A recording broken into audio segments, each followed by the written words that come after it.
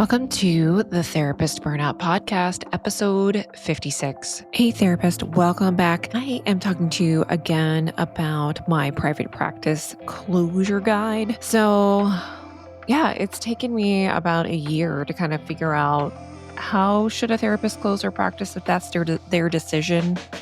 So, last week I talked about the timeline, but when I talked about the timeline, I thought I left out a step. I'm like, let's get to like pre-contemplation. So if we're thinking of motivational interviewing, so let's just bring up all the motivational interviewing steps. Okay. Most of the time when I work with therapists who are closing their practice, they are in preparation or action phase, right? So if our stages of change model for motivational interviewing is pre-contemplation, contemplation, preparation, action, and maintenance, I like to think of that because a lot of you guys come to me on consult calls when you're in really either like contemplation stage or sometimes pre-contemplation stage of closing your practice. All of the people I've worked with as therapists who have closed their practice have a level of burnout. So burnout is happening. And a lot of times, I think I had written this post this week. Squirrel brain is happening. I had a plan and then I turned to squirrel brain, Jen. I'm so sorry. Okay. So this week I posted, so Melvin Varghese, I've been talking about being on that podcast early in the month, and he had posted a video of me on there. And I wrote this little summary based on listening to another podcast about burnout creep. So for therapists, I think a lot of us, burnout just doesn't happen, right? It's just like one day we're like happy in our little cozy practices or in our therapy jobs. If you're still an agency or you're working for a group practice or for my folks across the pond, it can be the NHS. So perhaps you are in that system, whatever system you're in, and you're doing pretty well. And maybe you're like, I'm starting to be more tired and I just don't know if I can really keep going this way. But I think we don't really realize it until we literally burn. Like we literally cannot do this work anymore.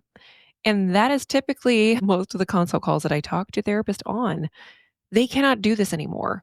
And they don't know what it is they need to do. They're like, Jen, please help me. What is the job I can do? What is the thing I can do with my practice to kind of make it work? Actually, they're not asking that. They're saying, what jobs can other therapists do? Or it's mostly like escape hatch stuff, right? You guys are trying to, and this, I was the same way. So it's not just you, it's a common human thing. Our brains are screaming, literally screaming, I can't do another day of therapy anymore. We're done. But you keep making us show up to this office every day, sit here for 8 hours, and I'm picking my cuticles. My nails are bleeding. That was my body. That's my story. And we need to get out. So your brain is constantly, I'm hitting my mic because I'm getting passionate, constantly trying to figure out a way out of this. And so it's like we're not in our logical brains. We're not in a place where we can make these great, rational, long-term decisions. So I need you to get out of burnout before you make a long-term decision about your life. If I can tell you anything, that it would be that. Please don't make, I am going to start a new career decision when you are burnout and you need to leave your job. It is not the time for that. If I can say anything, it would be that. I'm hand clapping because I think a lot of people are looking for simple solutions to years of chronic stress. And if we have years of chronic stress, it's going to take some time to figure that shit out. It just will. And so for me to give you a simple solution like, oh, well, you know what it is? You're going to be a librarian. I knew it. All the therapists are becoming librarians. That's the job that's going to work for you. I'm getting a little, I think I'm getting a little passionate about this because that's the questions I get. And I know why. I know why you're asking those questions. I think it's just because I was in fight or flight. Literally, I needed to find something else. And when I found something else, which is what I've been doing for the past 2-ish years, I've been working contract. We're doing evaluations. That's how that's how I make my income right now.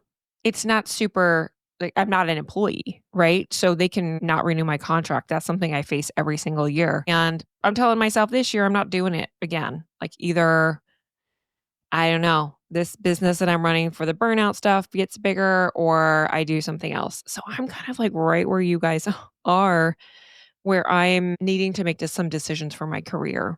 So, like I said earlier, if we can't make these long term decisions, then what do we need to do?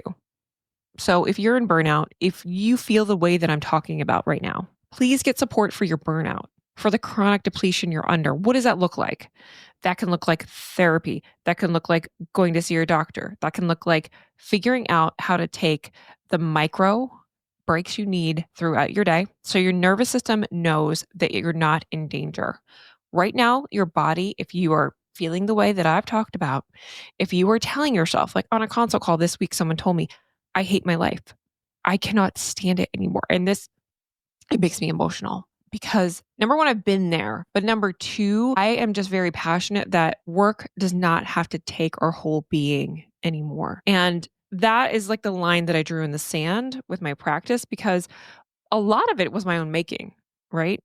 I thought that to be a therapist, I had to give all of myself. I had to throw myself into the work when I needed to do less. I needed to take on less, but I didn't see a way to do that without burning myself out to make the money I needed to make. And that is right there is the crux of what we face as therapists. We want to do this work.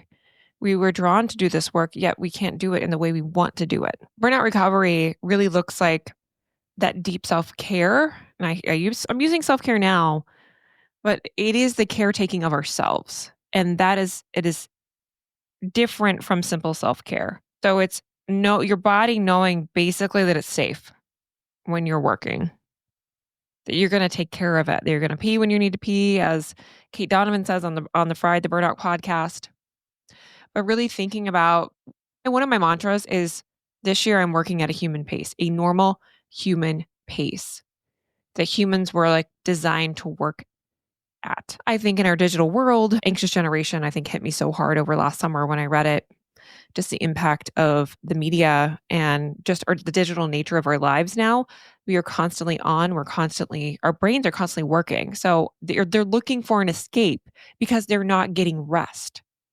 And so this year, I'm really thinking about working at a normal human pace and allowing myself to rest more. So anyway, I don't have it all figured out by any stretch of the imagination, but I'm sharing what I've learned and what I'm learning because I'm still in burnout recovery. As I sit here talking on this podcast to you, it is very much messy middle for me. And that's what I'm realizing at the start of this year.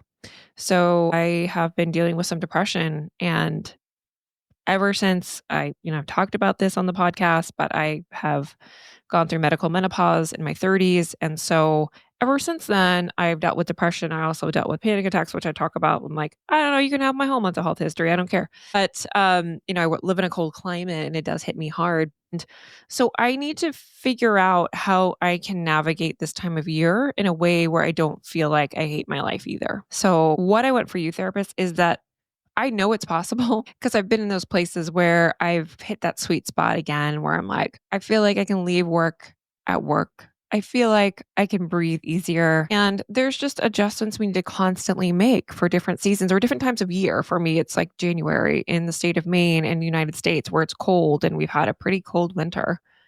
Maybe that means I need to leave and make sure I go every February down somewhere warm. Anybody who wanted to invite me in Australia for the Australian Open and host me, you want me to speak at a conference?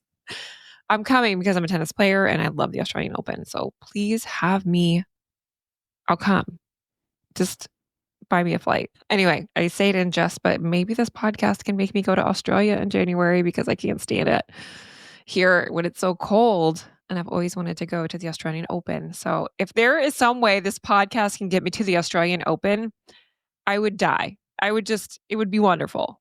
Okay. Okay. So if we know most of you guys are at that place, I just feel like I just needed to back up the train and say, some of you are here. And that is why you're spinning in indecision because your brain is constantly trying to figure out a way to feel safe. And so those simple things that we do, very simply, like allowing yourself to take more time in the shower, so simple. So simple. But it's those micro moments where our body's like, oh, we're actually safe right now. We're not rushing. We're not going from thing to thing. We're taking time to have a slow morning, So on Mondays, I'm going to schedule a slow morning for myself because I don't have any other slow mornings any other day of my week. And so that's something I'm putting in place. Not necessarily this Monday, but it's coming.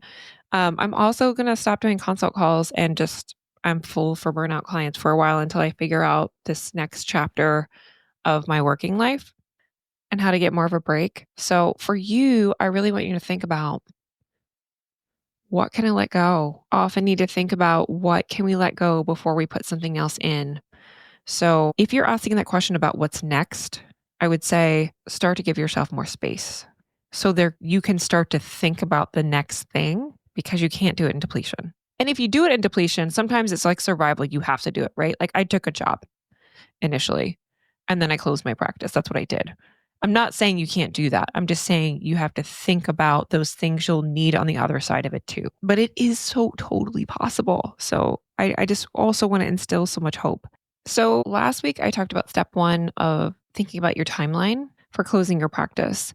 And I just want you to think about, so backing up to that. So if you think about your timeline from step one, this could apply also to some job that you're working. So if you're working for a group practice, if you're working for some agency, wherever you're working, you can just kind of apply those principles of looking at your contracts, of thinking about if there's payers that dictate that you have to stay a certain amount of time. Usually, if it's you're contracted with the government or whatever, they have it right there about how long that you need to give notice, which is 60 days, 90 days, 30 days, I don't know, whatever it is.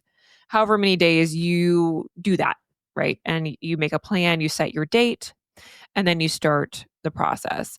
So, if you're working for an organization, they probably have some policies and procedures about how to terminate with clients. Now, you can choose also to think about, do I want to take longer for my clients?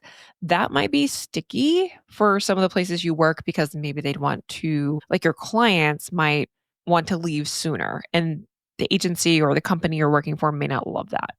So I think you have to think ethically through, do I want to do something differently based on my own personal ethics, which is totally fine. You're a professional, you can do that. So for those who do have their own private practice, I'm just going to go over step 2, which is informing your clients, and that's based on my closure practice guide. I will put the link to that in the show notes.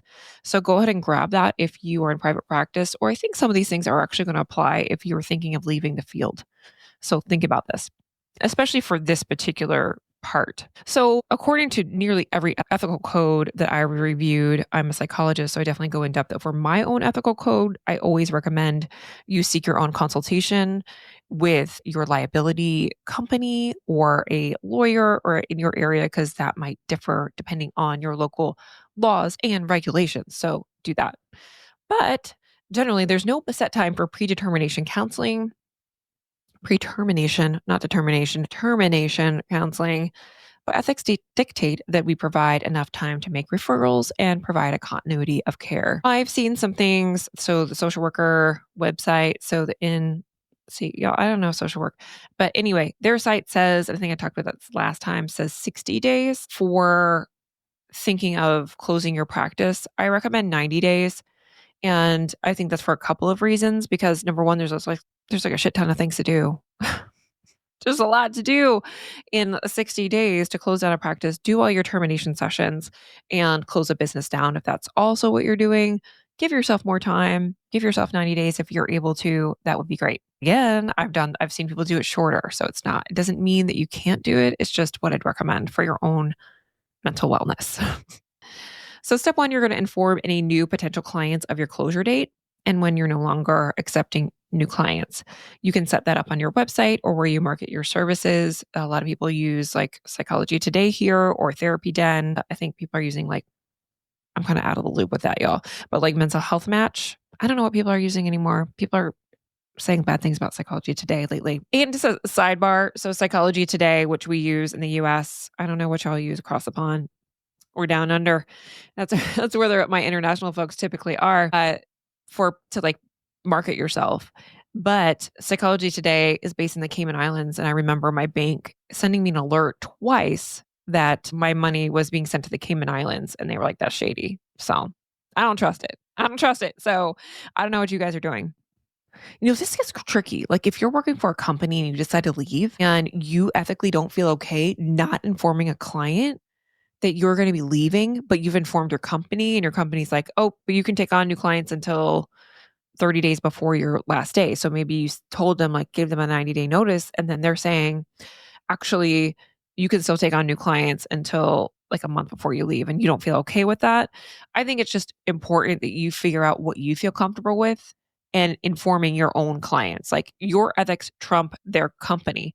So you can say, well, my personal ethics will dictate that I am going to inform my client and give a reasonable timeline for termination counseling. So I think you can definitely push back there if that's what the company is telling you based on your own professional ethics. All right. So step 2. So back to step 1. So informing any new clients. Some people just have like, I'm not accepting new clients. So you can put a general like, I'm not accepting new clients on your webpage or on whatever. And you don't have to say like the practice is closing effective date, 90 days from now, if you're not prepared to do that. So just think through that. Think how you want to advertise in that way. Step 2, inform your current clients about your closure with a date and information about referrals or termination counseling. So provide a written letter. I recommend a written letter and send that via mail, or I'm seeing a typo, not a test alert on my form, but a text alert. Dang it. All right. A text alert to check their portal for a portal message. So if you have a EHR that has a portal and they can log in confidentially, then you can pop that in your portal and do that way. Some clinicians opt to tell their clients in person and give that letter in person. That's what I did when I closed. I had a pretty small private practice. So it could be very challenging for a medium to large practice. So I think you have to consider your size and consider doing the letter or something of that nature if you have a group practice or have a larger practice where someone in your town or in your area might get wind of your closure and then them feel like, well, why didn't they tell me? I mean, I didn't know. That's weird that you know, but I didn't know. So I would just think through those decisions. And that actually happened to me where I met with a client and then that client told another one of my clients that knew them through somebody that I was closing. It can get tricky.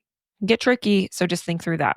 I also provide templates for my one-to-one clients and letter as well as scripts for closure with clients, as it can be a very difficult conversation. So I'm going to go over some scripts next week for how to inform clients that you are closing or you're terminating. So I'm going to go over like, I'm leaving. Here's how to tell your clients in a way that you can feel good about it. All right. I'll go over that more in depth next week. So I think as a clinician, you need to think about your own countertransference reactions. I felt like it was just, I think one of my clients recently said, my therapist client said, this feels really liberating and also completely awful at the same time because you're ready for that change. You're ready to move on in your life. At the same time, you're having to say goodbye. You're having to grieve the thing that you built, your practice, your role as a therapist, all at the same time. And that is really the most difficult part of the work that I do with my clients in burnout coaching and helping them close their practices is figuring out how can they manage that grief they feel. I think just knowing that for me, instilling a lot of hope in them that at the end of this, you have really thought about this decision. If you are wanting to get out of the field of therapy, if you are wanting to close your practice and do something a little bit different, you're not going to regret it. You are not going to regret it at all. You're going to have so much less stress. I just tell them, like, imagine a situation at the end of your workday, you get home and you're not mentally fatigued and have brain fog because you were literally concentrating and listening and holding emotional space for someone all day. What would that even feel like? And a lot of my clients can't even imagine it. They're like, I don't even know. Like, it's like a pipe dream. Who knows what that's like? But it's on the other side of this. So I am there constantly reminding you that you don't have to hate your life. You can build a life that you can be at least okay with. And let's get crazy about enjoying some of your work days. Crazy talk, right? Crazy talk, but it can happen. All right. So I provide templates to my clients for these letters and scripts for closure. The things I want you to think about, and I put this in my guide, is the letter should contain the essentials of the closure date, the information about predetermination counseling, so how they can access that with you, like I can offer sessions until this date, referral information, and information about on a release of information to obtain their records, and also provide an address for future record requests. All right. And step 3 would be to inform previous clients. Again, check with your state board, wherever you are internationally, not in the US. Figure out what you guys do. I don't know what y'all do. Figure it out.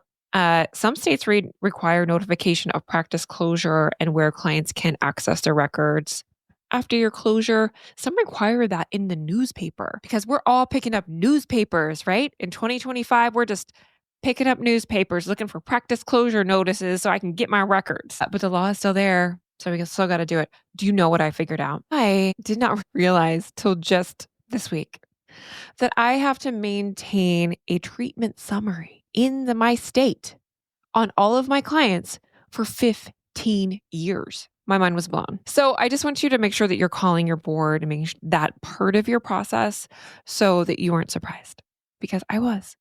I thought I did my due diligence, but maybe I overlooked something in my craziness of trying to close my practice. It was all a blur. So I'm mapping out these steps for you. So in your craziness of closing your practice, you can just go back and look at it and say, like, oh, okay, I need to go back and check this. This could be like an after you close thing too, where you inform previous clients, by the way. Well, no, I'm sorry. It shouldn't be after. You should be doing this as you close, letting them know they can find you somewhere, right? If you're going offline, they have to be able to find you somewhere. When I consulted with my liability insurance carrier, they recommended that you are easily findable for the whole length of time you are required to store your records. And for me, again, that's 15 years with my treatment summaries. So I have 13 more years of record storage to do. And then write a letter to previous clients about where they can access their records or have them transferred and how they can contact you moving forward to access their records. I recommend that clients you've seen in the last 2 years, from the guidance I've read through the APA and various ethical resources, that you inform them via letter. And it's fine if you want to do so for any long-term client. So if you had a long-term client, but you haven't seen them for a few years, maybe you do want to issue that letter just so they are aware of your practice closure. So this would apply, again, for folks going through retirement as well. So I find that this could be helpful to you. All right. That is all I have for you today. Again, I'm going to put the link in the show notes to your guide. I'm going to talk a little bit more about how to say goodbye to clients. I might start out more general. I might post on LinkedIn this week. So find me on LinkedIn, Jennifer Blanchett, 2 T's and an E, host of the Therapist Burnout podcast. That's me, if you find me.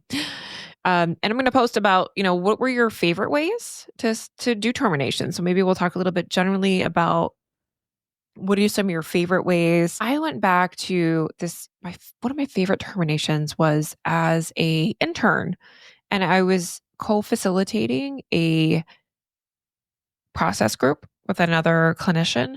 And it was just this beautiful termination process. And we gave each other little cards. We wrote cards for every group member, and then we read that to each person who was there in the group. So with most of my clients, I wrote them a card and I read the card to them and then gave the card to them when they left. And it was just so beautiful and meaningful. But there's so many ways that other therapists might have. So I'm going to put a post on LinkedIn about your favorite ways to end therapy with a client and give us some ideas, because this closure process, while it feels really overwhelming, I don't want you to miss out on some of the beauty that I found in those last sessions with being able to really end well with clients. And I felt really good about a lot of those sessions. I really did. There were a couple that felt icky. They just did. Yeah. And that's just going to be that way. Some sessions just won't feel good. We can't expect that. So that's what we'll do next week. And then I'll probably just there's one part in this guide about closing down your business. I don't know if I'll podcast on that, but I'll just have that in the show notes for you. And I'm going to reference back this guide. And I think also, as part of this series, I'm going to talk about the emotions of closure, the emotions of termination for the therapist, because I do not see enough guidance anywhere on this. on how we're reacting to the work, if you're going to leave therapy or not. I think it's really important if you're staying as a therapist to think about the reactions you're having about keeping clients who you struggle with in therapy. When you feel like you cannot make any more progress, you've consulted, you've done all the things, you've tried the different modalities, you've thrown the therapy to chicken soup, kitchen sink. Oh my goodness. I'm going to keep that in because you guys are probably laughing at me. That's good. Keeping you entertained. All right. Have a good one. Bye.